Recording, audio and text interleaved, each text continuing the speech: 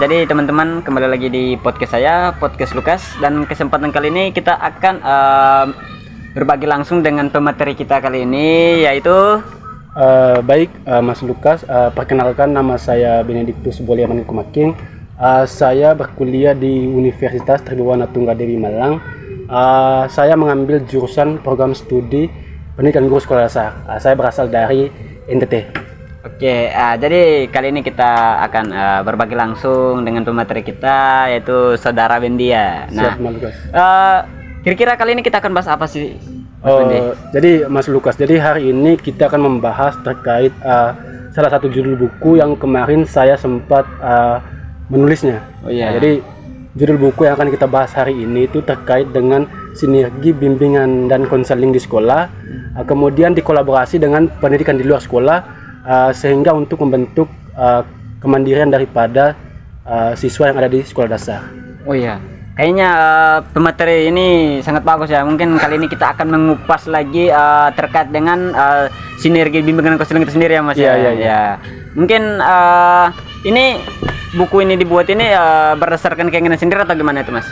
Jadi begini, berangkat daripada keinginan sendiri juga, saya membuat buku ini karena ada salah satu mata kuliah di jurusan yang saya ambil, yaitu mata kuliah bimbingan dan konseling. Oh iya. Nah, tujuannya jelas karena melatih kami mahasiswa bagaimana cara membuat buku dan juga bagaimana mengetahui bahwa tujuan daripada membuat buku itu, karena di sekarang ini kan di akhir masa perkuliahan ini kan buku juga menjadi salah satu bahan bagaimana untuk lulus daripada kampus itu. Oke, mungkin jadi saudara sendiri membuat buku ini mungkin karena untuk melatih ya istilahnya. Iya. Ya, melatih kita, karena kalau tidak salah kan nanti pada akhir perkuliahan atau mungkin sebelum kita wisuda itu kan sekarang buku kan sudah bisa dijadikan sebagai salah satu bahan untuk pengganti skripsi, Mas. Iya, betul. Oke, mungkin kita bisa langsung mengupas ya, Mas ya, tentang siap. apa sih dari judul yang telah saudara ambil sendiri ya. Iya. Mungkin ada apa gitu, Mbak, yang mau disampaikan? Jadi yang mau dibahas dalam buku itu mungkin yang pertama kita mengetahui terkait pengertian daripada bimbingan dan konseling, kemudian juga pengertian dengan PLS dulu sebelum kita bahas lebih dalamnya. Lanjut, ya. Oke, mungkin dari Mas sendiri itu, menurut Mas sendiri itu pengertian dari bimbingan itu sendiri itu seperti apa, Mas? Jadi pengertian dari bimbingan itu kan bagaimana seorang guru bisa membimbing yang namanya siswa di sekolah dasar gitu. Karena rata-rata siswa di sekolah dasar itu kan harus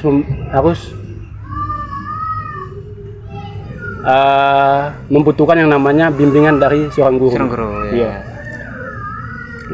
Berbicara tentang bimbingan ya, Mas ya. Mungkin kita sering dengarkan yang namanya guru BK ya. Nah, atau guru bimbingan dan konseling itu sendiri ya, Mas. Iya. Nah, mungkin menurut Mas sendiri peran dari guru BK itu seperti apa sih, Mas? Karena berhubung dengan yang kita ketahui kan kebanyakan orang tua atau siswa itu ketika kita berbicara tentang atau bertanya tentang guru BK itu, pemahaman mereka tentang guru BK itu adalah memberikan sanksi kepada anak-anak yang nakal begitu, Mas. Betul. Kalau menurut Mas sendiri itu seperti apa? Jadi kalau memang di tingkat sekolah dasar itu belum ada yang guru khusus guru BK. Oh iya. Jadi guru BK itu dia di tingkat SMP dan SMA. Jadi untuk di tingkat sekolah dasar itu dia dipegang oleh guru wali kelasnya. Guru wali kelas sekaligus dengan guru BK. Jadi guru wali kelas mengajar sekaligus dengan memberikan bimbingan dan konseling kepada siswanya. Jadi tidak selamanya ya guru BK itu dia memberikan sanksi maupun menghukum siswa. Pada intinya bahwa guru BK itu dia hanya merangkul siswa saja, sehingga siswa-siswa itu bisa menemukan yang namanya kemandiriannya, bisa mengatur emosionalnya dan juga bisa mengembangkan potensi mereka gitu.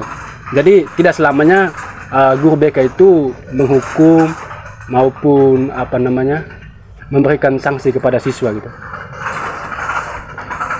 Mungkin maksud dari saudara Bendi itu bagaimana ketika kita berbicara tentang guru BK itu berarti bukan semata-mata guru BK itu sendiri itu bertugas untuk memberikan sanksi ya Mas ya kepada anak-anak yang mungkin bisa dibilang kategori nakal ya Mas ya. Tetapi bagaimana itu guru BK sendiri adalah menjadi pembimbing untuk anak-anak itu untuk mengarahkan mereka ke lebih yang baik ini. Oke, mungkin ada poin-poin yang selanjutnya Mas yang lebih menarik lagi untuk kita kupas. Mungkin kita kupas yang berikut itu terkait kolaborasi antara BK dan pendidikan luar sekolah. Jadi pendidikan luar sekolah itu nanti dia itu berada di luar daripada lingkungan sekolah. Nah, tadi kan kita bahas terkait BK ya. BK itu kan dia berada di lingkungan sekolah. Nah, dibimbing oleh guru-guru yang ada di sekolah. Nah, kemudian ketika kita beranjak ke pendidikan luar sekolah, artinya dia berada di luar lingkungan sekolah, dia berada di keluarga dan juga masyarakat. Jadi di situ peran orang tua juga dihadirkan untuk melakukan bimbingan dan konseling kepada anaknya masing-masing. Nah, kemudian juga di masyarakat. Jadi ketika kita membentuk kemandirian siswa, terus kita membentuk kepribadian siswa, mengembangkan potensi siswa, itu bukan hanya di sekolah saja, tetapi juga di keluarga maupun di masyarakat. Oke, jadi maksud dari Mas Bendi itu bagaimana ketika kita berbicara tentang BK atau bimbingan ya Mas ya. Berarti itu bukan semata-mata hanya kepada guru ya Mas ya. Tapi bagaimana juga orang tua dan masyarakat itu mengambil bagian penting ya Mas ya dalam bimbingan itu sendiri. Di mana mereka lebih khusus untuk dapat mengarahkan anak mereka tuh untuk menjadi pribadi yang lebih baik lagi ya Mas ya. Oke, mungkin ada yang lebih bagus lagi atau menarik gitu Mas yang untuk kupas kali ini. Kalau memang lebih menarik lagi ya kita kupas saja terkait kemandirian siswa yang mau dibentuk. Karena kemandirian siswa yang mau dibentuk ini ada beberapa aspek gitu. Yang pertama aspek akademiknya. Terus bagaimana siswa kemudian bisa menyelesaikan masalahnya sendiri. Terus bisa mengatasi emosionalnya. Karena kita melihat siswa itu kayak masih anak-anak ya. Jadi kelakuannya itu banyak sekali. Mulai dari kelakuannya baik maupun kurang baik, ikut mood lah istilah. Jadi bagaimana sehingga BK itu muncul dan juga pendidikan luar sekolah itu muncul untuk mengatur yang itu dalam aspek akademik juga masuk, terus menjaga emosionalnya, terus mengembangkan potensinya, ada gitu.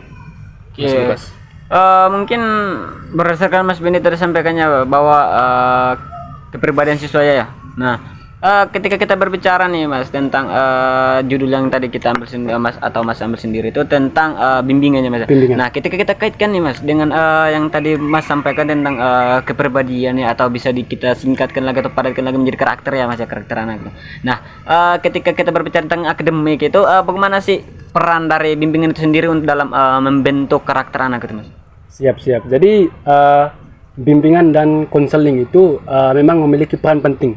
Yang juga disampaikan oleh Mas Lukas tadi bahwa membentuk karakter. Ya. Itu memang benar karena kita melihat ya kalau nanti sebagai seorang guru itu ketika di sekolah dasar itu pasti kita menemukan berbagai macam karakter daripada anak SD ya. Nah kemudian di SD juga tidak ada guru BK-nya. Jadi sebagai wali kelas ya harus memberikan bimbingan juga ya untuk membentuk yang namanya karakter tadi.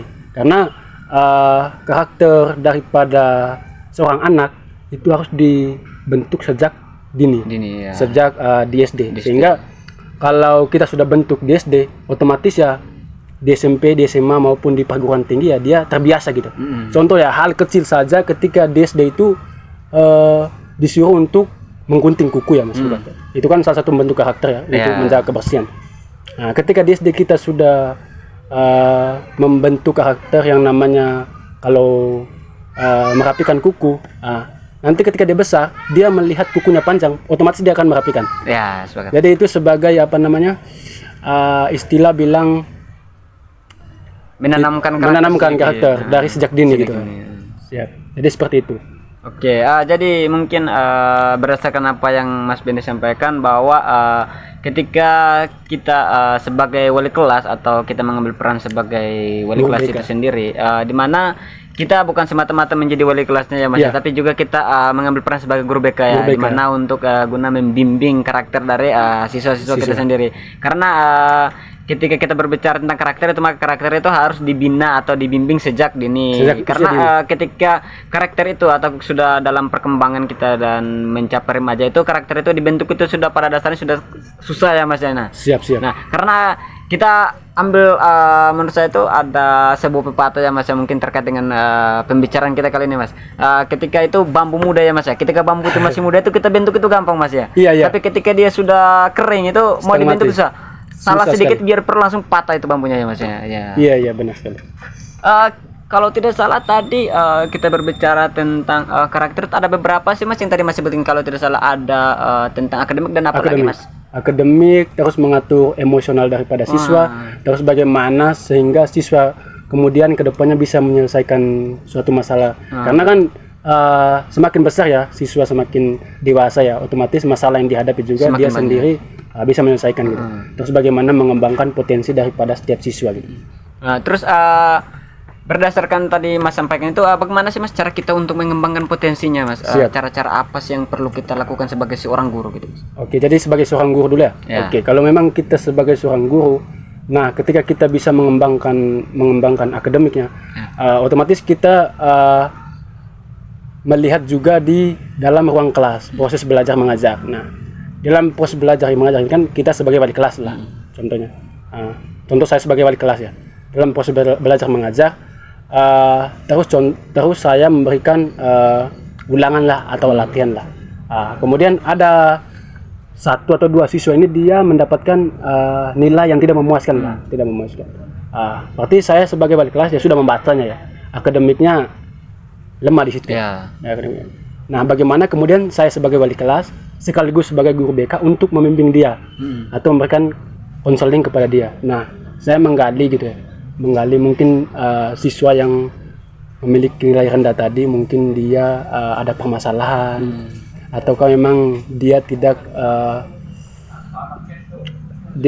apa namanya, maksudnya dia ada permasalahan di keluarga maupun dia ada permasalahan dengan teman, maupun dia tidak menyukai mata pelajaran yang saya berikan, Ya. ataukah soal-soal yang saya berikan menurut dia susah ya. Jadi saya memberikan bimbingan dan konseling pada dia. Akhirnya saya tahu lah, mungkin karena dia mendapat nilai jelek itu karena apa namanya, dia ada permasalahan dengan keluarga maupun dengan teman ya. Otomatis kita sebagai wali kelas sekaligus guru BK bimbingan dan konseling, ya kita memberikan arahan menyelesaikan masalahnya, sehingga mungkin kedepannya kita memberikan ulangan lagi atau latihan lagi ya, dia nilainya atau nilai akademiknya bisa maksimal ya di situ. Jadi itu. Terus yang berikut, bagaimana sehingga BK kemudian kan mengembangkan potensi ya. Ya. Jadi anak SD itu istilah bilang malu-malu lah, Ya. malu-malu ya. Maksudnya mereka punya potensi lah, tapi kadang mereka Malu untuk mengungkapkan. malu untuk mengungkapkannya. Nah, kemudian bagaimana kita sebagai guru BK ya harus membimbing mereka gitu ya. Karena contoh ada salah satu siswa ya, dia punya potensi di bagian matematika ya. Dia mampu memecahkan masalah matematika dan lain sebagainya, perkalian, hafal lah. Tapi ketika kita mengadakan lomba kuis matematika dan lain sebagainya, dia enggak respon gitu. Jadi dia tidak mau mengikuti lomba yang kita maksud ya. Artinya dia tidak sengaja, dia tidak ingin mengembangkan potensinya. Gitu. Bagaimana kita sebagai wali kelas sekaligus guru BK, bagaimana mengarahkan dia sehingga dia bisa mengembangkan potensinya tadi ya. Dia bisa mengembangkan potensinya tadi yang dia pintar di matematika ya. Gitu. Oke, jadi mungkin saya bisa simpulkan sedikit ya Mas ya, tentang apa yang Mas telah sampaikan tadi terkait dengan bimbingan dan konselingnya yang merangkup siswa-siswa ya ketika potensi mereka membangun potensi diri ya. Nah, mungkin benar sekali siapa yang disampaikan Mas Bendi bahwa ketika siswa itu kita melihatnya berkurang dalam atau kemampuannya dalam akademik itu kurang, itu belum tentu nyatanya atau realnya itu memang berkurang. Tapi Iya. ketika itu juga pengaruh atau permasalahan yang dihadapi di keluarga itu juga dapat mempengaruhi Iya, iya. nilai-nilai akademiknya begitu. Nah, jadi memang betul sekali apa yang disampaikan Mas Bendi bahwa peran guru BK itu sendiri atau guru wali kelas ya, karena di SD itu kan guru BK-nya pada dasarnya belum ada ya Mas. Iya, ya. belum ada Ya. di tingkat SD. Ya, jadi bagaimana dari wali kelas itu sendiri mengambil peran untuk melakukan pendekatan dengan siswa, di mana guna mengetahui permasalahan apa yang dihadapi sehingga membuat prestasi akademiknya itu menurun ya Mas ya. Oke, mungkin ada lagi Mas yang lebih menarik lagi untuk Mungkin tadi kan kita bahas terkait BK ya. Ya. Mungkin coba kita geser ke pendidikan di luar sekolah, PLS-nya. Iya, ya. Karena PLS juga dapat mempengaruhi juga, dapat membantu bimbingan yang ada di sekolah tadi. Iya. Karena ketika bimbingan dan konseling hanya di sekolah, otomatis ya kurang gitu, ada yang kurang gitu. Harus di luar sekolah juga bisa melakukan pendidikan luar sekolah. Artinya bisa mengembangkan ataukah mengembangkan potensi maupun kemandirian daripada siswa di luar sekolah maupun di sekolah gitu. Ya. Sehingga bisa membentuk yang namanya karakter yang baik, terus siswanya bisa meningkatkan potensinya gitu ya. Benar sekali. Kan kebanyakan menurut pengamatan kita kan memang pada dasarnya itu pendidikan atau bimbingan itu memang sewajarnya itu dilakukan di rumah ya, karena bisa kita simpulkan sendiri bahwa hampir 6% atau 7%-nya itu waktu siswa itu dihabiskannya di lingkungan masyarakat atau lingkungan keluarga. Nah, jadi bagaimana pentingnya bimbingan dari keluarga ataupun masyarakat itu sangat berpengaruh pada karakter siswa itu sendiri. Nah, menurut Mas Bendi sendiri nih, bagaimana sih peran orang tua atau masyarakat itu dalam membina karakter siswa? Siap. Jadi penting sekali ketika orang tua itu menyadari lah bagaimana membentuk karakter dari seorang anak ya. Karena ada pepatah yang mengatakan bahwa karakter itu dibentuk dari keluarga dulu, baru dibawa ke sekolah. Kemudian ke masyarakat ya. Jadi tapi kalau kita melihat sekarang ya, itu banyak orang tua yang sibuk kerja ya. Jadi kurang untuk memperhatikan yang namanya kemandirian dari anaknya maupun karakter dari anaknya. Padahal karakter dari anak maupun karakter dari anaknya itu kalau kita sandingkan dengan orang lain itu ya istilahnya bilang karakter anaknya itu kurang bagus. Ya. Jadi penting sekali ketika seorang tua itu berperan penting lah dalam membantu karakter maupun kemandirian daripada anaknya. Itu di hal-hal kecil aja ya, di keluarga. Jadi seperti itu ya. Oke, jadi mungkin menurut Mas Bendi sendiri ya terkait dengan itu, mungkin saya dapat simpulkan sendiri bahwa ketika orang tua itu sangat berperan kepada karakter siswanya. Iya. Nah, ada nih Mas sedikit apa yang ingin saya mau bertanya kepada Mas nih. Kan biasanya kita lihat kan kebanyakan orang tua itu yang sibuk bekerja seperti yang Mas sampaikan. Iya, benar sekali. Itu kadang itu gara-gara mereka sibuk bekerja sehingga mereka kan kurang memperhatikan anaknya. Nah, kemudian ketika karakter anaknya nih walaupun di rumah bersikap baik nih, kan mereka pada dasarnya tahu kan ketika berada di rumah. Yeah. Tetapi ketika berada di sekolah itu karakter anaknya itu buruk. Tapi ketika guru BK atau guru wali kelasnya menyampaikan atau memberikan informasi kepada orang tuanya terkait karakter anaknya di sekolah seperti apa, itu pada dasarnya orang tuanya itu kurang setuju begitu Mas. Itu yang menjadi permasalahannya Mas Lukas. Menurut Mas sendiri tuh bagaimana sih cara kita untuk meyakinkan orang tua atau membuat orang tua agar mudah percaya dengan guru atau bisa dikatakan bisa bekerja sama lah begitu Mas? Jadi apa namanya, orang tua itu kadang-kadang ya lebih percaya terkait karakter anaknya. Jadi perlu juga kerjasama antara orang tua maupun pihak sekolah ya, pihak sekolah dalam hal wali kelas ya. Sehingga apapun yang dilakukan seorang anak di sekolah itu harus diketahui juga orang tuanya gitu. Jangan sampai tidak ada kerjasama antara guru dan orang tua, kemudian guru menghukum anaknya karena karakternya kurang baik, kemudian orang tuanya tidak sepakat dan lain sebagainya. Nah, makanya perlu juga kerjasama atau kolaborasi antara orang tua dan guru, dan orang tua juga harus mengetahui karakter daripada anaknya. Oke. Nah, berdasarkan dengan Mas Bendi sampaikan ya tentang kerjasama ya Mas ya. Menurut Mas Bendi sendiri apa sih yang harus atau langkah-langkah nih Mas untuk membuat kerjasama itu sendiri itu seperti apa? Seperti contohnya bagaimana sih cara kita untuk meningkatkan kerjasama gitu? Karena kebanyakan kan ketika kita berbicara tentang kerjasama dengan orang tua kan, kebanyakan ada beberapa orang tua yang menyerahkan secara full tentang kepribadian anak, tentang perkembangan anak itu kepada guru. Ya. Jadi kalau memang menurut saya ya, bagaimana sehingga kerjasama daripada pihak orang tua maupun guru itu salah satunya ya bisa membentuk suatu komunitas, antara guru maupun orang tua. Jadi alangkah lebih baiknya setiap 3 bulan lah, 3 bulan atau 4 bulan sekali itu adakan pertemuan dengan guru dan orang tua. Tapi bukan pertemuan non formal ya, mungkin non formal aja di luar sekolah maupun sebagainya. Gunanya untuk apa? Gunanya untuk seorang guru kemudian meng-sharingkan kepribadian maupun karakter anak didiknya kepada setiap orang tuanya. Nah, kemudian tugas orang tuanya apa? Tugas orang tuanya mencari tahu apakah yang dilakukan guru ini benar atau tidak ya. Karena kita tahu ya, kebanyakan yang lebih dekat dengan anak itu gurunya kebanding dengan orang tuanya, karena memang mungkin sibuk kerja dan lain sebagainya. Jadi perlu adanya kolaborasi tadi. Jadi sekarang Mas Dwita sampaikannya terkait dengan hal itu, mungkin saya bisa ambil kesimpulan sedikit ya, bagaimana ketika kita dalam membangun hubungan kerjasama itu, gimana kita harus, atau sebagai guru juga itu harus membuat sebuah kolaborasi antara orang tua dan guru sendiri ya Mas. Mungkin dalam berupa seperti membuat grup WhatsApp orang tua dengan guru. Itu bagus. Nah iya, kan itu salah satu cara untuk mendekatkan, lebih mendekatkan guru dengan orang tua itu sendiri, guna untuk mengetahui perubahan anak di sekolah. Nah dan juga mungkin tadi Mas Bini sempat sampaikan ya bahwa ketika mengadakan rapat itu tidak perlu harus di sekolah ya Mas ya, tapi bisa di luar. Nah mungkin itu yang bermaksud itu mungkin ketika guru mengunjungi rumah dari siswa itu sendiri ya, untuk menyampaikan hal-hal itu.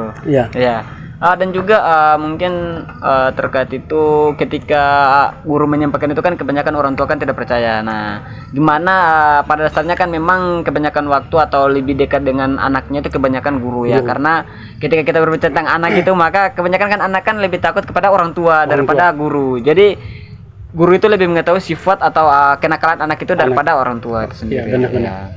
Mungkin ada lagi Mas yang perlu kita kupas. Mungkin yang perlu kita kupas itu mungkin bagaimana kemudian apakah yang dikatakan kita dari tadi itu BK sama pendidikan luar sekolah itu apakah penting atau tidak ketika kita menerapkannya gitu.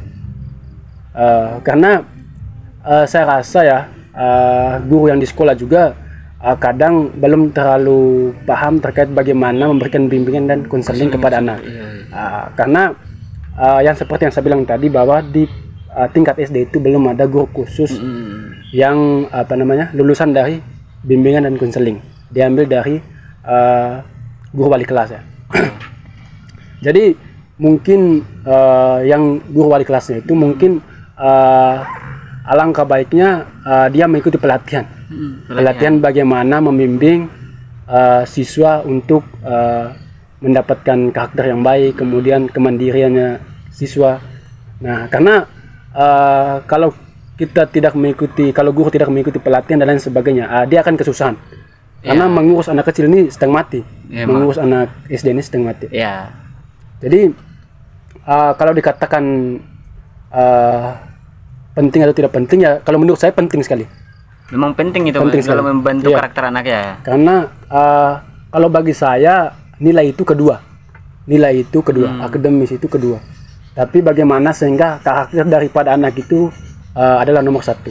Apakah karakter anak itu nilai baik atau buruk itu ya harus diperhatikan di situ. Mungkin berdasarkan apa yang Mas Bendi sampaikan ya terkait dengan hal itu, mungkin sangat bagus sih saran Mas Bendi tentang bagaimana wali kelas itu sendiri harus mengadakan pelatihan atau bimbingan ya terkait dengan peran dari guru BK sendiri. Nah, kemudian bagaimana sih Mas, kan kebanyakan guru BK ketika kita berbicara tentang guru BK itu kan masih banyak orang tua yang tidak ingin mendengar kata guru BK ya. Nah, karena itu kan lebih semata-mata tuh menurut mereka itu kan berfokus pada kenakalan anak ya. Kenakalan anak. Nah, bagaimana sih Mas cara kita untuk dapat membuat orang tua atau langkah-langkah apa sih Mas yang perlu kita lakukan untuk membuat orang tua itu lebih mempercaya atau dapat mengetahui apa sih peran dari guru BK itu sendiri gitu Mas? Kalau itu ya kita pada saat pertemuan dengan orang tua ya kita sampaikan saja, karena kebanyakan itu di SD sekarang itu orang tua tidak mengenal yang namanya guru BK. Iya. Guru BK yang hanya mereka kenal itu ya wali kelasnya. Jadi kalau memang kita melakukan salah satu contoh dan lain sebagainya untuk kemudian orang tua percaya ya kalau guru BK itu bukan soal menghukum dan lain sebagainya. Jadi peran daripada guru BK itu dia tidak menghukum dan juga mengadili siswa yang bermasalah itu bukan hanya di itu aja ya, tetapi dia juga kemudian ketika kita melihat siswa yang terlalu pintar juga itu menjadi tanggung jawab daripada guru BK itu sendiri. Benar. Nah, terus bagaimana siswa yang bisa dikatakan kurang mampu lah, itu juga menjadi tanggung jawab daripada guru BK. Itu kan wali kelas ya, langsung wali kelas ya. Jadi kemudian bagaimana kita membuktikannya? Contoh dalam semester inilah salah satu siswa itu dia mendapatkan nilai yang kurang maksimal ya, tidak memenuhi nilai standar daripada SD tersebut ya. Nah, bagaimana kita sebagai wali kelas maupun guru BK kemudian memberikan pembuktian kepada orang tuanya. Kita harus bekerja sama orang tuanya. Itu yang pertama. Nah, kemudian bagaimana sehingga kita melakukan pendekatan khusus kepada anak yang bermasalah tadi, bermasalah terkait nilainya ya. Nah, kemudian mungkinlah dalam perjalanan kita memberikan pelatihan khusus, bimbingan dan lain sebagainya kepada anak yang bermasalah ya. Dan terus semester depannya nilainya sudah di atas target ya. Sudah meningkat ya. Nah, itu juga salah satu pembuktian untuk membuktikan kepada orang tua bahwa guru BK itu bukan hanya menghukum dan juga mengadili siswa yang bermasalah, tetapi bagaimana membantu siswa untuk menyelesaikan permasalahannya, terus mengembangkan potensinya, terus kemandiriannya. Kemandirian itu kan berkait dengan karakternya. Oke, jadi mungkin menurut Mas itu bagaimana ketika kita berbicara tentang ingin meyakinkan orang tua tentang peran dari guru BK itu sendiri, bagaimana kita menyampaikan ke mereka itu atau melakukan istilahnya bisa dikatakan itu pertemuan yang khusus untuk musyawarah begitu ya Mas ya, tentang bagaimana sih peran memberikan pemahaman kepada orang tua tentang peran dan fungsi dari guru BK itu sendiri ya. Biar orang tua itu sendiri tidak selalu salah paham atau tidak berpikiran tentang apa sih yang dimaksud guru BK itu sendiri ya Mas ya. Mungkin sudah selesai atau mungkin masih ada lagi Mas poin yang lebih menarik itu Mas untuk kita kupas kali ini Mas. Mungkin terkait poin yang menarik ya, poin yang menarik itu yang sudah kita kupas dari tadi, terkait dengan perannya, kemudian kolaborasi antara bimbingan dan konseling dengan pendidikan luar sekolah, terus kemudian kemandirian apa saja yang dibentuk dari bimbingan dan konseling tadi. Jadi itu yang poin yang penting yang saya muatkan di buku yang saya tulis Mas Lukas. Mungkin dari apa yang telah kita bahas, poin-poin yang telah kita kupas itu mungkin ada dari Mas Bendi tentang seperti kendala atau permasalahan-permasalahan yang dihadapi BK atau bimbingan keseluruhan atau guru BK itu sendiri, mungkin ada gitu Mas, seperti permasalahan-permasalahan yang susah dihadapi gitu ada? Kalau memang permasalahan ya pasti selalu ada lah. Jadi permasalahan yang dihadapi ketika seorang guru memberikan bimbingan kepada siswa itu yang pertama itu mungkin permasalahan kepada pengetahuan guru juga. Karena ketika guru tidak mengikuti pelatihan terkait memberikan bimbingan dan konseling, artinya dia tidak tahu bagaimana menggunakan pendekatan yang cocok untuk siswa. Karena siswa itu kalau memang kita tidak menggunakan pendekatan dan strategi yang cocok, tidak bisa kita menemukan solusi yang tepat untuk menyelesaikan permasalahan dari siswa tersebut. Oke, jadi mungkin menurut Mas Bendi itu kan bagaimana caranya itu harus ada namanya pelatihannya, Mas, ya, seperti yang sudah disebutkan tadi ya. Jadi permasalahannya itu yaitu ya yang tadi telah Mas Bendi sampaikan bahwa ketika guru tidak melakukan pelatihan tentang apa fungsi dari guru BK sendiri, maka dia akan lebih susah untuk melakukan pendekatan terhadap siswanya ya, karena ketika kita berbicara tentang pendekatan kepada siswa berarti ketika pendekatan yang kita lakukan itu membuat siswa itu tidak merasa nyaman, maka dia akan tidak secara alami terbuka ya Mas ya. Tetapi ketika guru BK sudah melakukan pelatihan, maka pendekatan-pendekatan yang dia lakukan dengan siswa itu akan lebih mendorong siswa untuk terbuka atau lebih jujur, karena mereka tidak merasa takut di situ ya Mas ya. Jadi begini Mas Lukas, jadi ketika kita melakukan suatu pendekatan, ya seperti yang Mas Lukas sampaikan tadi, bahwa pendekatan itu harus memunculkan rasa nyaman pada siswa. Kebanyakan kan ketika guru BK memberikan bimbingan kepada siswa itu dia panggil ke ruangannya, itu saya rasa kurang nyaman di situ. Nanti akan membuat siswa merasa takut, tidak nyaman dan lain sebagainya.